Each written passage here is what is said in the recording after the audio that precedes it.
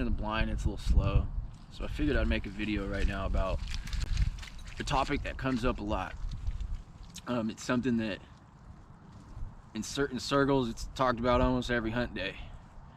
And I've heard a lot more stories this season, especially about hunting the refuge. So as a public land hunter, I mean, the saying goes, hunt like you own it, because you do. But at the same time, there's unwritten laws about how we do things there. I was brought up by old timers, men that have been hunting since they were born in the 50s. And there were just certain ways that they did things so that way everyone could have an enjoyable experience. You see, because as a public land hunter, most of us are blue collar, we're not making a lot of money, and that's why we're not buying blinds. And so you get this thing where, distance. You should be at least 100 yards away from the guy next to you. You don't want to be too close. I mean, we're all shooting guns, so that's obviously a big one, but at the same time, you want to be able for the birds to pick and choose who they're going to go to. And if you can't tell what 100 yards is, I would get a rangefinder, bring it out there with you. Use one for deer hunting, might as well use one to make sure that you're a good distance away. If it's foggy, which makes depth much harder to perceive, you should probably bring a big flashlight. I bring 1,000 lumen hand torch that has a 100-yard throw. I mean, even if you can't see that far, you could still see that light. And communication is huge. You never see more assholes than when you go hunting. But at the same time, we are the only people like us. We are the only ones that actually see things the way that we do. There aren't a lot of hunters per capita when you look at how many people there are in America. And I commonly see this situation come and take place is there'll be a couple guys in the parking lot, some guy will come in and his buddy jumps out the car and just runs to this spot. Maybe a decoy in his hand or some shit. He can say he has decoys in the water. And they don't take into consideration that the dude that was probably there first, he may be taking some time. He may, for whatever reason, we commonly try to shortchange each other. And how does that work out? Or you get 30 people in one parking lot. When you pull into the parking lot and there's 20 cars in it and it can only fit so many spots, just go to the next parking lot. Find another place to hunt. So often I see guys are setting themselves up to not succeed. You're going to go to the most prolific pond and you have a low number that it makes sense. When you're the last one into the refuge, don't try and set up in the honey hole. It's just disrespectful. Guys who've been there for an hour plus and have had their decoys, have set things up. The guy that comes in 20 minutes before shoot time and just screws everything for everyone. Nobody works all week, right?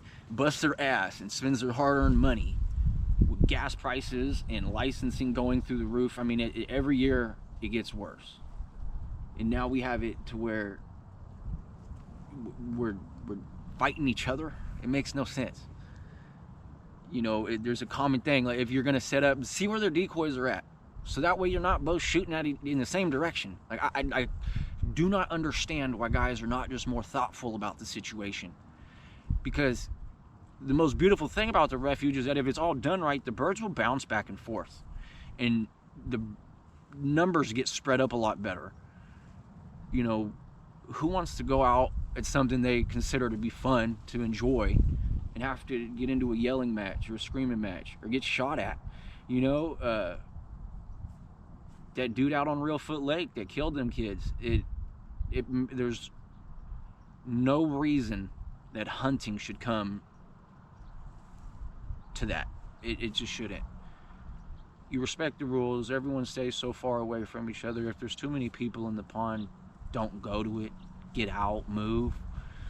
I mean, it's a duck at the end of the day, but we're also there to have an experience.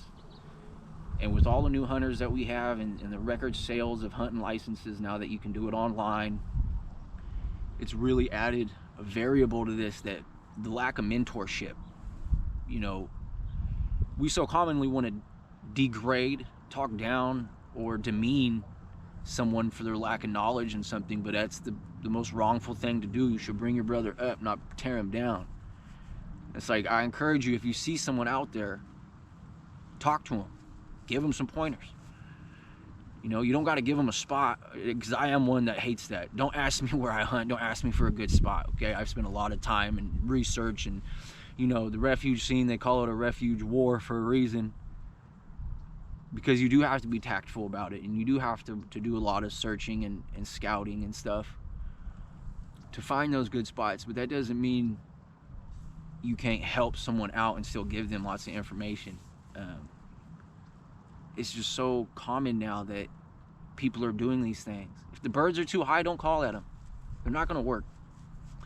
You know, if you talk to them and they don't show interest, don't stay on it.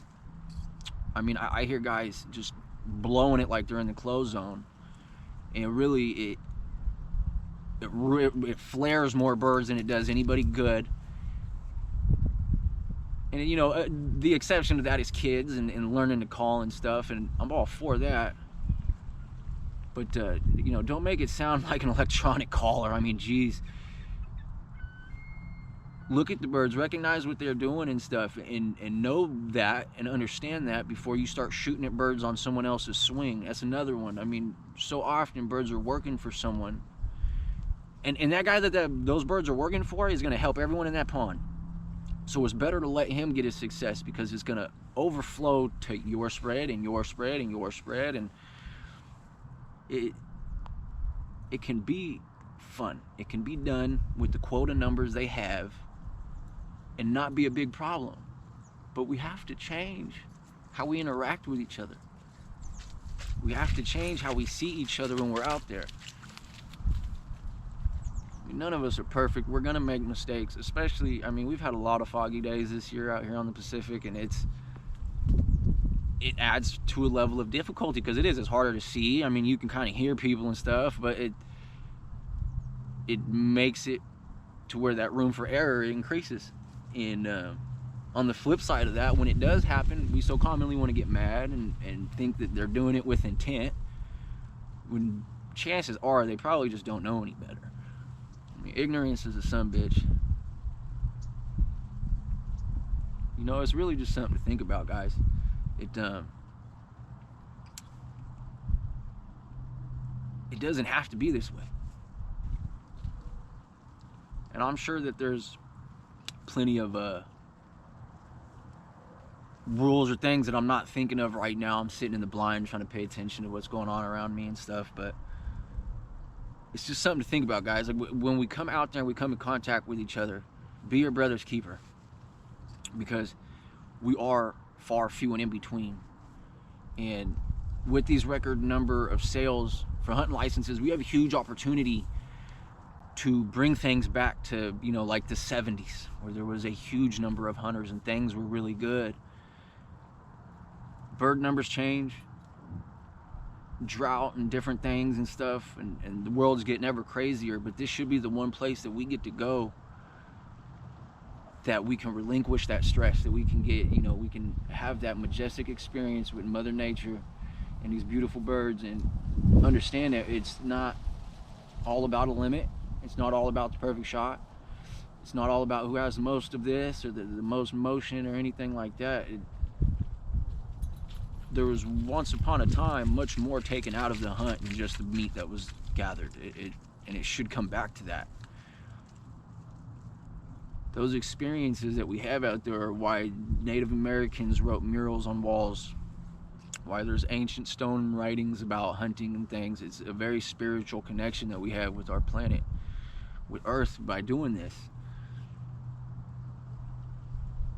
It's just something to think about, guys. It's you know, drop a comment down there and tell me things that you try to practice, or you know, things that you guys talk about in your circles when you're griping about the guy in the blind next to you and whatnot. And another one is sky blasting. You know, the birds don't have to be on the water, but they should be making a solid attempt, right? Like, they should be committed, feet down kind of thing. You know, I see so many times, and it's funny because you can hear the widgeon come in, or you hear the sprig whistle, and and guys will start to shoot at 60, 70 yards. I mean, let them work. Them birds are real finicky for a reason. It's because of actions like that. I mean, a duck has the brain the size of a pea. It's a rather intelligent bird. You know, its ability for spatial recognition and things like that are how they migrate. And so when you start to shoot at them, they start to recognize things. They call it educating the birds. And that's why by the time they get to Louisiana, I mean, you better have some magic tricks to get them done, because they have seen everything and then some. And it adds to it, you know, the experiences, you should be able to look them in the eyes. You know, that 30-yard range is really where you want to be at. I mean, it's written on the box on most cases of shells, and you can look it up online and see what the effective range is and stuff, and there's a reason for that. I mean, it really doesn't work outside of that. You'll get your cripples and wing your birds and stuff, but if they're not, you know, a percentage of your birds should be dead when they hit the water, because of how close they are, and utilizing the effective range of the gun that you have with the choke that you have.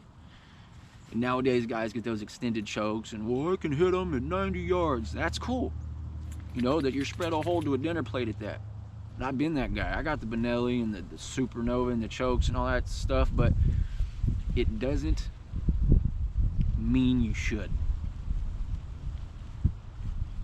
I mean, I could shoot a deer at 700 yards if I really wanted to. I mean, I can punch a hole in paper at 700 yards.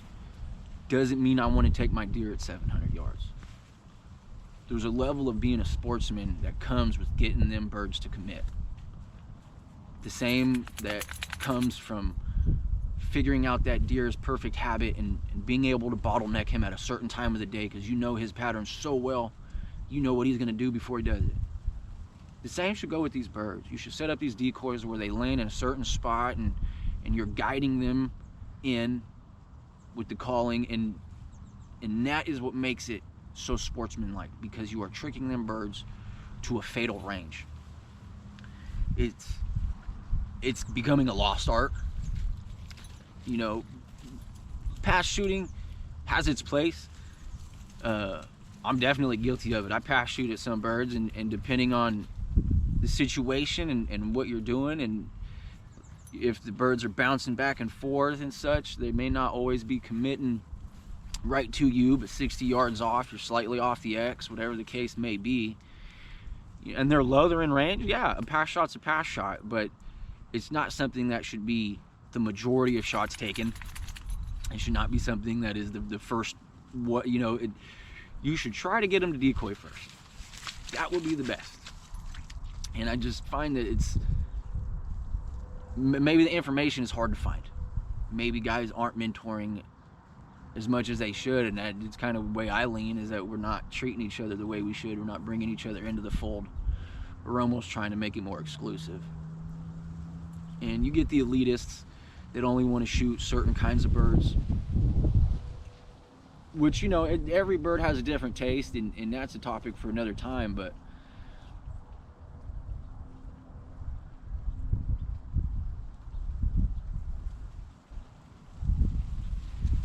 sky blasting has got to stop. We got to start letting those birds decoy, guys. It's not okay. It takes a huge part away from the hunt. And until you really get them to do it, do you understand the majestic side of what you're doing? And then birds come in and they're cuffed up and their feet are down and they're committed. They see that hole and they want it, and you've convinced them that way. I mean, where's the fun in shooting a bird at 60 yards in a windy day and having to go a half mile to go get the damn thing? I mean, I don't want to put in 3 miles worth of steps, nor do I want my dog to have to deal with it either. I mean, just because, and again, like, just because you can doesn't mean you should. And extended chokes are a great thing, but they also bring a perspective along with them that is construed to how the game is supposed to be played. And you don't have to follow the rules. I mean, hell, a lot of people don't. But that leads us to where we're at now, which is where you get in these online forums, and it's all people are griping about, this and that about the refuge, this and that about the refuge. And it, you know, nobody wants to do something they enjoy and then end up pissed off, mad, and worse off from the week than they were when they started the weekend. It's just something to think about, guys.